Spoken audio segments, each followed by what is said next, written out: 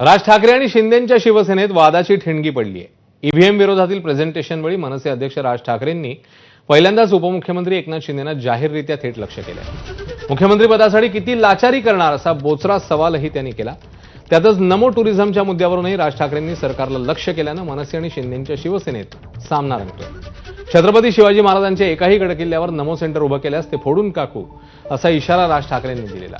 राज ठाकरेंच्या या भूमिकेवरून शिंदेंच्या शिवसेनेसोबतच भाजपनेही आक्रमक होत ठाकरेंवर टीकेचे बाण सोडले।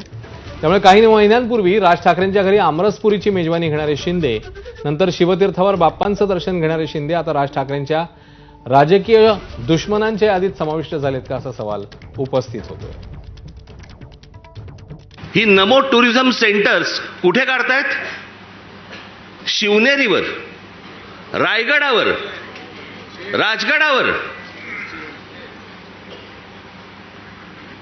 जिथे फक्त आमच्या महाराजांचं नाव असलं पाहिजे इथे टुरिझमचे आता सेंटर्स काढायला निघालेत।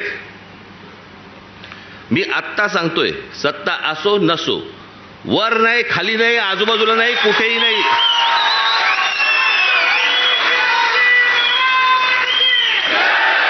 उभं केलं की फोडून टाकणार। मला स्वतःला मुख्यमंत्री करा म्हणून किती लाचारी करायची।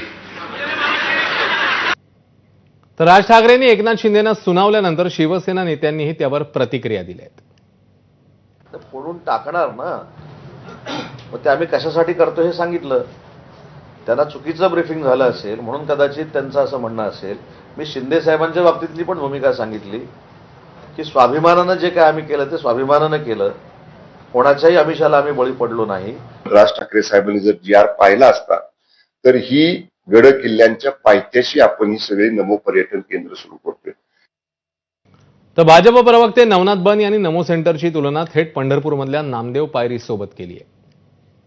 कुठेही या गड किल्ल्यांचं नाव बदललेलं जात नाही। जशी विठ्ठलाच्या मंदिरामध्ये नामदेव पायरी म्हणून अभिमानानं उभी आहे, तशाच पद्धतीनं छत्रपती शिवाजी महाराजांच्या या गड किल्ल्याच्या समोर नमो पर्यटन केंद्र, सुविधा केंद्र असतील तर त्याला ऑब्जेक्शन घेण्याचं काय कारण आहे? आणि आता ही मागणी पूर्ण होऊन त्या ठिकाणी जर का सुविधा केंद्र उभे राहिले जात असतील तर त्यांना कुणीही ऑब्जेक्शन घेऊ नये। नमो सेंटर हे जनतेचं आहे आणि जनतेच्या कामाकरता, जनतेच्या निरनिराळ्या सोयी सुविधाच्या करताच नमो सेंटरचा उपयोग होतो। सबका साथ, सबका विकास, सबका विश्वास या ध्येयाने प्रेरित होऊन जनतेच्या माध्यमातूनच हे सेंटर आहे।